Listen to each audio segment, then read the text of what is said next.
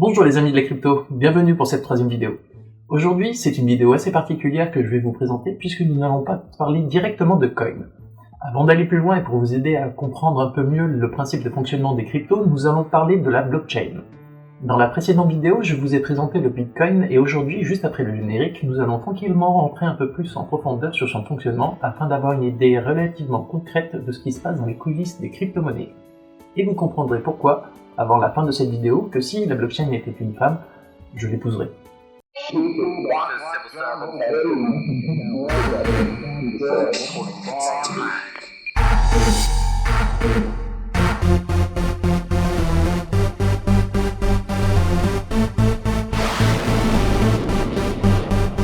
Ce que j'apprécie le plus dans la blockchain, c'est qu'elle a un super pouvoir. Elle peut voyager dans le temps, mais en plus, elle vous dira toujours la vérité, car elle est incapable de vous mentir, de tricher ou de vous cacher des informations. Dans un monde où on met en avant la transparence, paradoxalement, les choses sont de plus en plus opaques. Comme nous allons le voir, la blockchain est la solution utilisée par les crypto-monnaies, mais pas que. Elle est aussi la solution à un certain nombre de problèmes pratiques, mais aussi idéologiques, comme nous allons pouvoir le découvrir. Bref, si la blockchain était une femme, ce serait ma femme parfaite, même si elle passe sa vie sur Instagram, je l'épouserais quand même.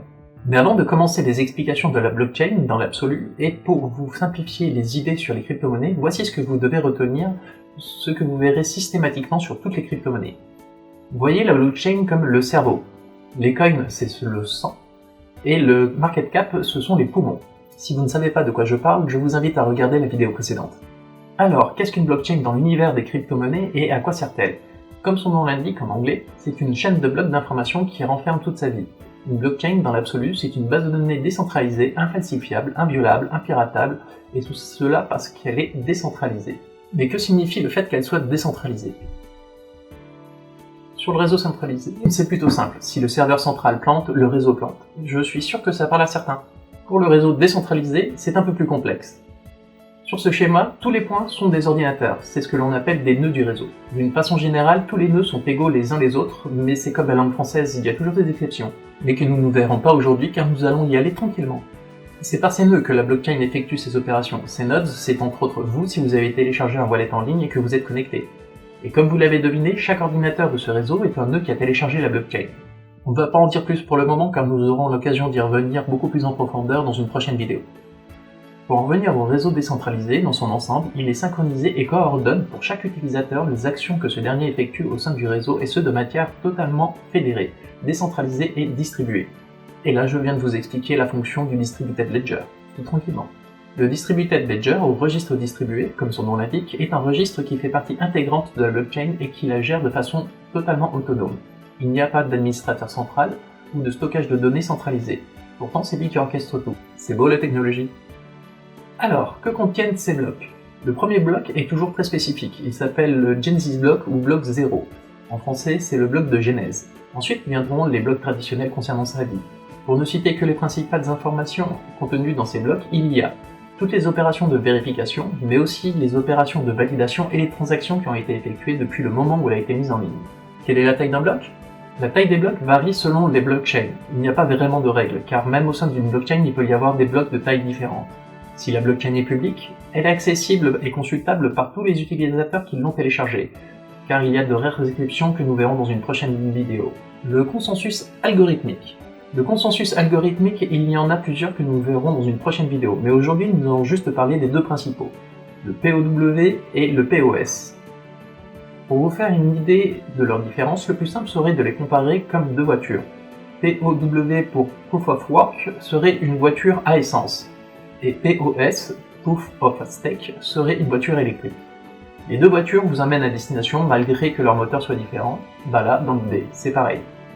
Alors, le consensus à preuve de travail.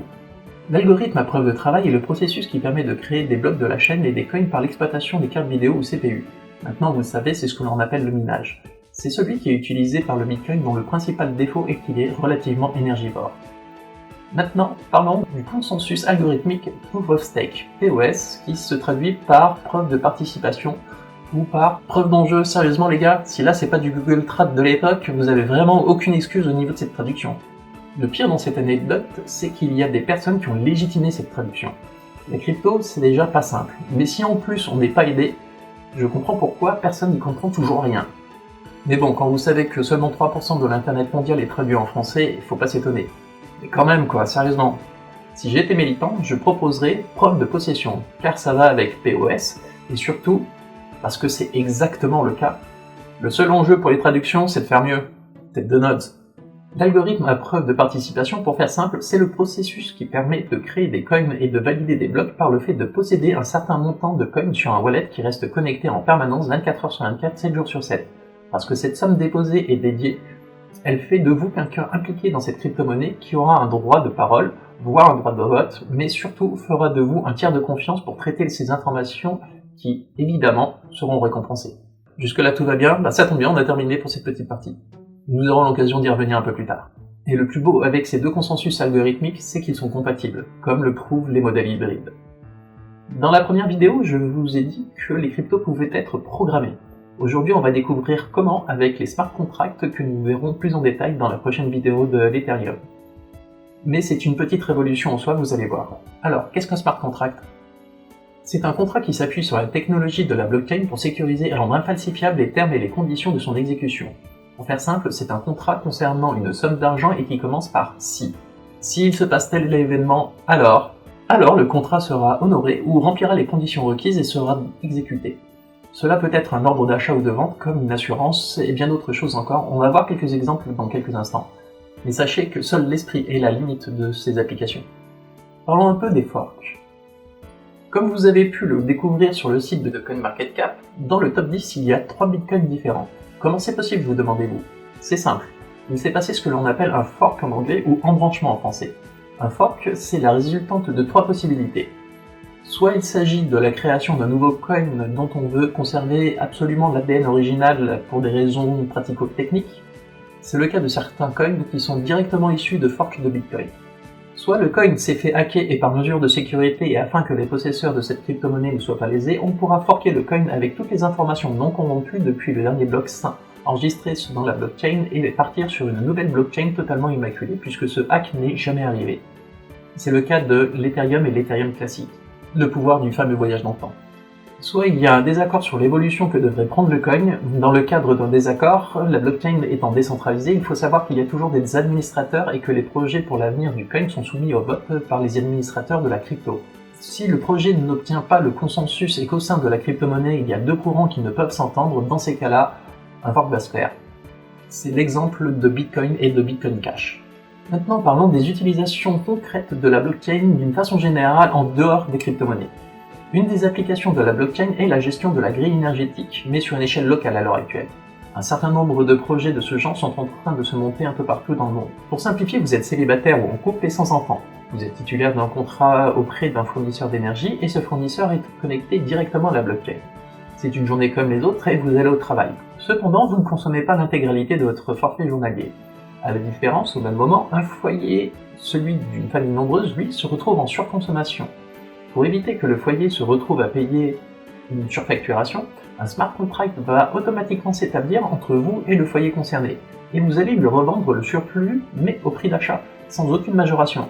D'un côté, le prix de votre consommation baisse, et de l'autre, le prix des factures du foyer de la famille nombreuse n'explose pas. Exemple d'une blockchain utopique. Une autre application de la blockchain a eu lieu au Honduras. Le pays a été malheureusement reconnu pour la corruption qui est régnée dans certaines institutions. Des bureaucrates mal intentionnés en profitaient pour saisir des propriétés en bord de mer ou des terrains fertiles en modifiant le cadastre en expropriant les vrais propriétaires. De là est né un projet de blockchain qui ne permet plus ce genre d'excès. Les terrains sont directement répertoriés et protégés par un outil qui ne peut pas être piraté, la blockchain. En conclusion, la blockchain et ses applications à venir vont radicalement refondre certaines sections du marché du travail en écrivant le futur. Et malheureusement, certaines professions vont apparaître comme de l'histoire ancienne au sens propre comme au sens figuré. C'est malheureux, mais c'est surtout la future évolution qui permettra d'avoir un monde obligé d'être honnête malgré lui. Une vraie utopie, et cette révolution est en marche depuis déjà 10 ans. Il est fort probable que Stuart Habert et W. Scott Stornetta étaient loin d'imaginer le potentiel de ce qu'ils étaient en train de coder. Une application infaillible au potentiel multiple et qui allait révolutionner le début du XXIe siècle. Une utopie dans une dystopie. Plus de mensonges et ce sans sérum de vérité. Excusez-moi, l'idéaliste que je suis s'emballe. Autant la crypto-monnaie est la monnaie des gens libres, autant la blockchain est et sera l'outil de la vérité. Maintenant, le vrai défi à relever, c'est de ne pas en faire n'importe quoi. Cette vidéo est maintenant terminée, merci de l'avoir regardée. Je vous donne rendez-vous pour la prochaine publication qui, elle, parlera de l'Ethereum. En attendant, si vous avez apprécié, n'hésitez pas à la liker ou à la partager ou à souscrire à la chaîne afin d'être informé des prochaines publications. À bientôt les amis de la crypto!